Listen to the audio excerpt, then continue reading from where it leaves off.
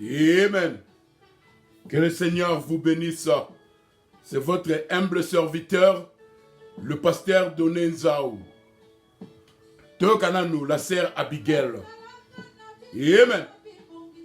Tozala moi lisolo moi kosolo la naba na Nzambe. Amen.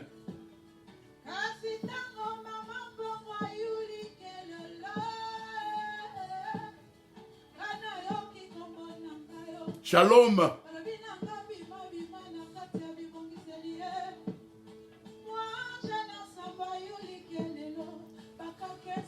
Gouloumi.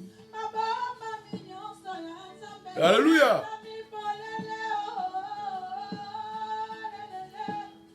Amen.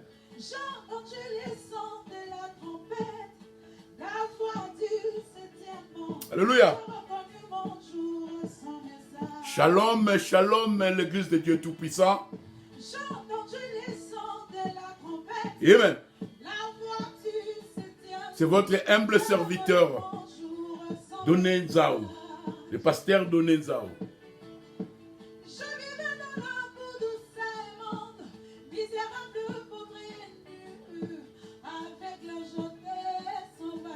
Cinq, six, te kana nous toza moi lisolom ke.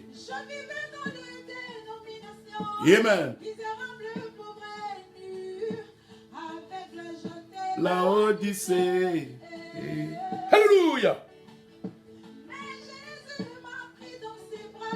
Il m'a aimé tel que j'étais.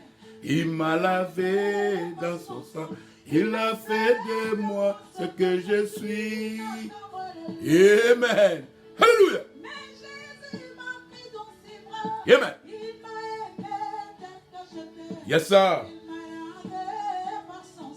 Il a fait de moi ce que je suis.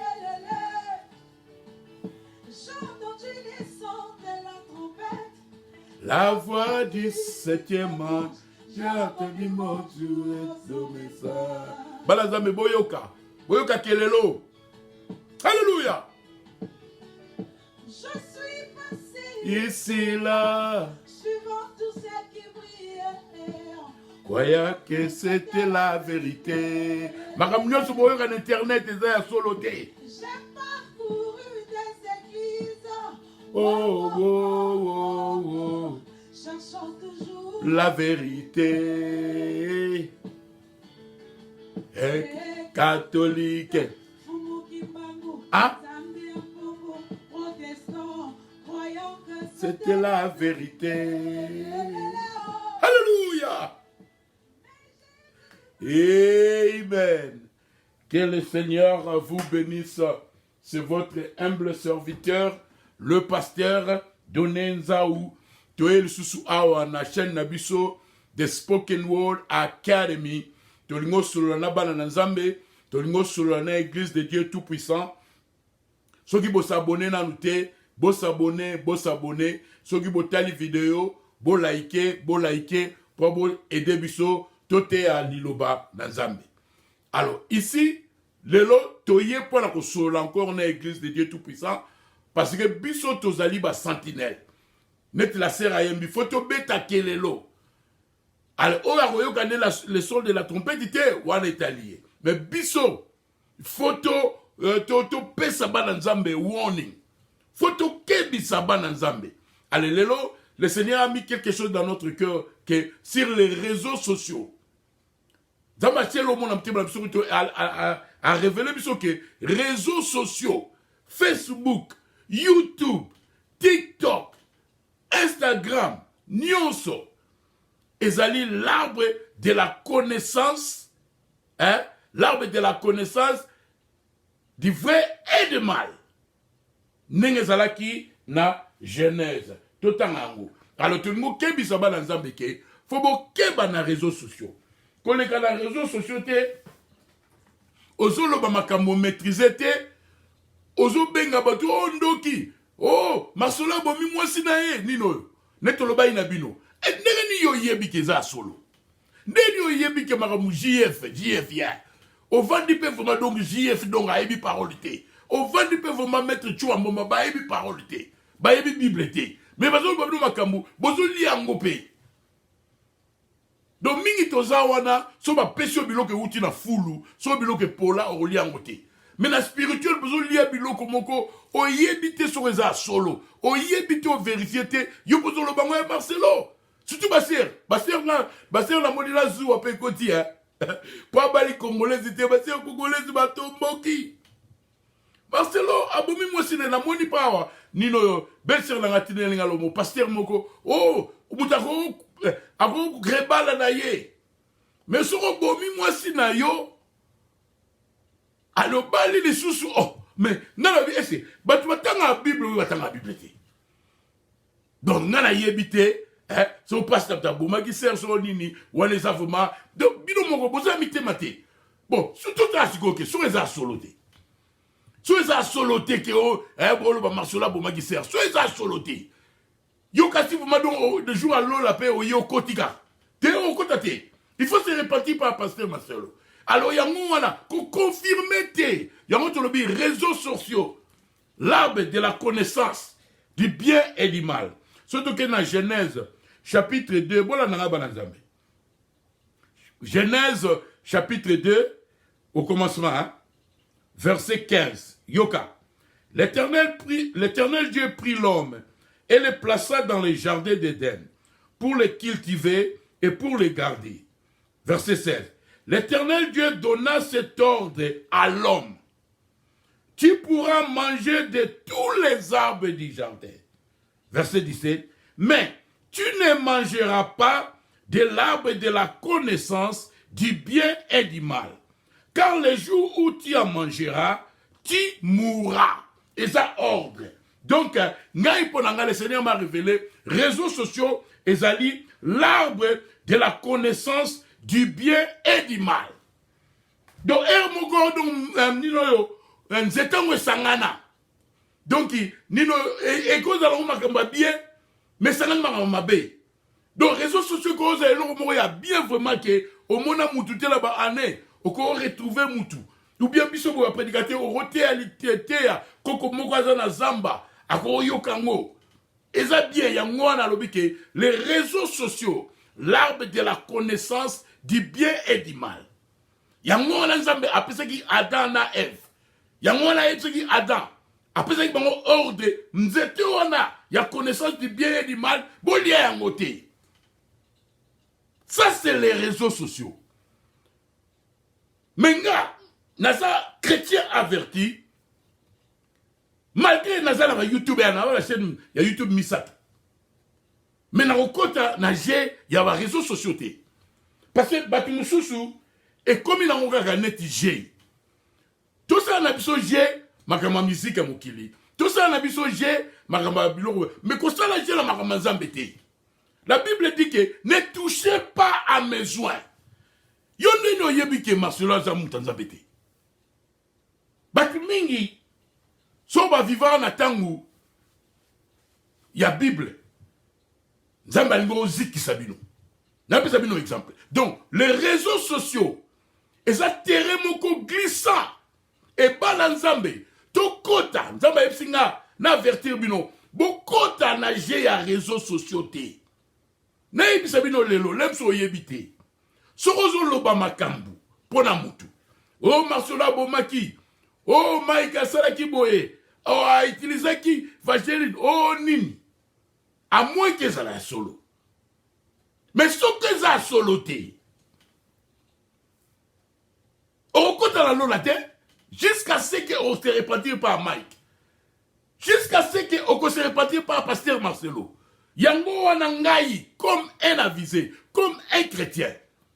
Avisé, comme un chrétien éclairé. N'a vous comprendre que les réseaux sociaux, l'arbre de la connaissance du bien et du mal.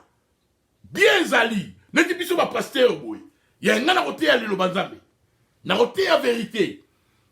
Ate ozaba vimi bale menga la la vérité na okota nager ya réseaux sociaux. Donc tu nous expliquer balazambe tous à la prida. Tant fungoli caméra na yo, makambo zoloba, zala sûr que za solo. Si on est passé dans zoloba que on nino yo, suro Okoro rebala na yo, mais so bobi mwasi na yo. So bali, mais na okopane te. Yo tout temps la Bible moko. Bon donc toloba, do so mutabomi mwasi na he, akobala so bon David. David na Bible. Oya David, ya passé au coup de bino boza ko spéculer kaka. Parce que la cour ezala ke mutazali innocent jusqu'à ce que ba prouver que azali guilty. Bozo loba kaka, mais ce qu'on peut c'est un peu banquette. Tout le monde a fait banquette, tout le monde a sauvé exactement pas ça taboma qui sert. Balazame tous à la prudence.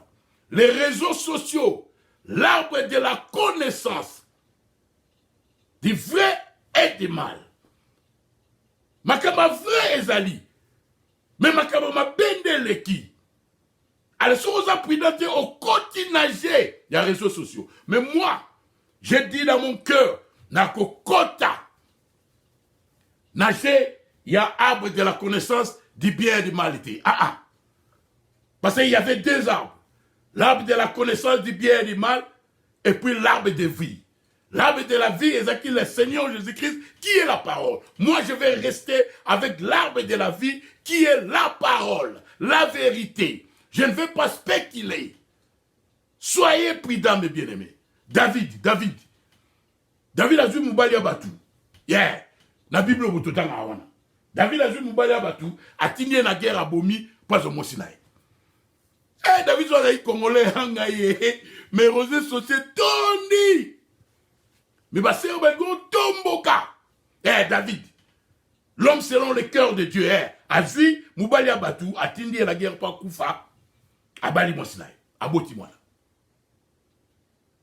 Abraham, a kepa ya roi, a kosi roi, ke roi oyo aza ser na ngai. Nzamba ye alobita la roi, yo soko mekika ko simba sara, na robomba yo, na mboka na omobimba. Ah, mais moi lobi me seigneur, yo mo yebika loba ina ngati aza ser na ye. Donc, prophète na yo Abraham a kosi nga, yo ka nzamba. Bala nzamba bosaka na loba nzamba te. Ne touchez pas à mes joints.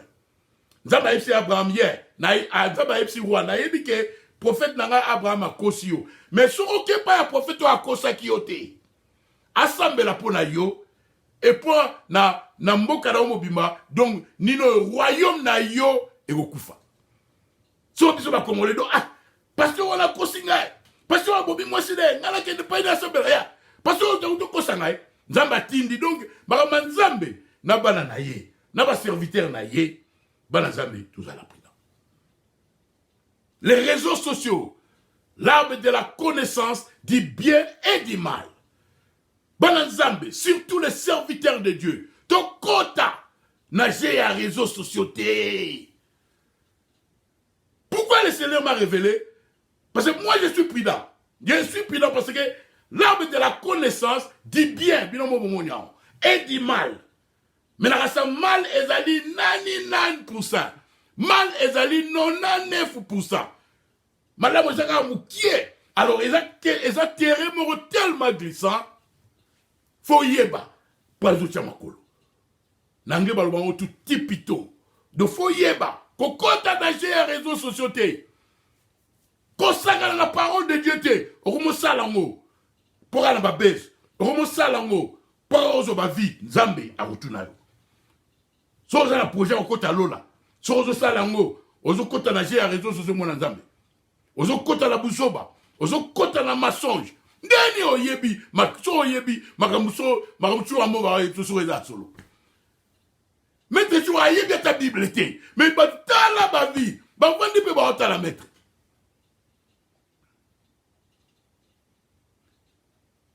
JF fonge atiki bandefu doit sali bilonet mo sage moko mais na tout ni fait mo le faire fait bobo deni boyebi ke makabazolo beza solo il y a des expériences là personnelles azo mono monia tu vas dans la réunion là pasteur faut pas que des scolaires ba ser yo za la pasteur tous à la prudence réseaux sociaux l'arbre de la connaissance du bien et du mal ngai j'ai promis au Seigneur na kokota na ba jewana réseaux sociaux.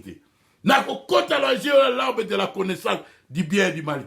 Na kosuka kana 1% wana. Pour 1% wana ya bien. Pourquoi la comprendre alors n'a pas abino pas na comprendre que ah ba jeza pas na comprendre ba titre dans nous comprendre liboso la ah quand de kita au moins ba titre mon robo pasteur donné Ayibi Kwanga ya pasteur Zebo oh jusqu'au temps là pasteur de la gomuyibe tant au kota bo mama Kwanga ku des athées boyo kazo au kota la lola no ala réseaux sociaux l'arbre de la connaissance du bien et du mal. Nzambe, le Seigneur m'a inspiré message moko. Nabeti Labi, pasteur Marcelo est prophète en colère. Quand pasteur Azol Baba, Nzamba abo mayo. Nabeti yango Namuta nabeti yango kutu don pa nazakala. Nefe na ngai yem tu so la sali vidéo. Na tinele yango na kin ya yev mazan boulot. Na futa ki chaque mois. Et l'autre ligne na Congo ngwana. Qui a l'air diaspora tout na no monté. Neve asai la ngai. Asai lenga na vidéo, alenga na futier. Oh oncle na don ni mo bo fona ke na dentiste ya vidéo na tindeli wana. Sale la vidéo betango bien. So sale longo lelo na futo. Asai longo lelo na futier ya. Fallait za ni wana. Donc la sale ba vidéo na ngai na tindeli petit. Donc sikoyo on a inspiré le tel namoni pasteur na bon na lo bana eloko kaka na avisé bana nzambe ke nino le pasteur Marcelo c'était un prophète en colère quand aloba ino bana nzambe réseaux sociaux l'arbre de la connaissance du bien et du mal et reçoit maté mal 99% na ngana kota ba je wana te pas na tinyo kanga mo mubesu dengwana donc na tinyo pas ne vete ken dengwana donc un jour déjà, au moins 2000 filles. Donc les années de parler, donc la chrétien qui pasteur Mwandambu, tant on a bien un prophète à coller, tant la vie.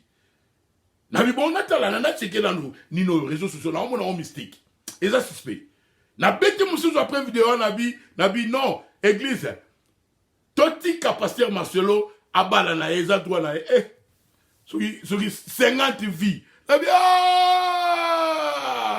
Diable, Namoni, les réseaux sociaux, l'arbre de la connaissance du bien et du mal. Jamais. Besoin raté.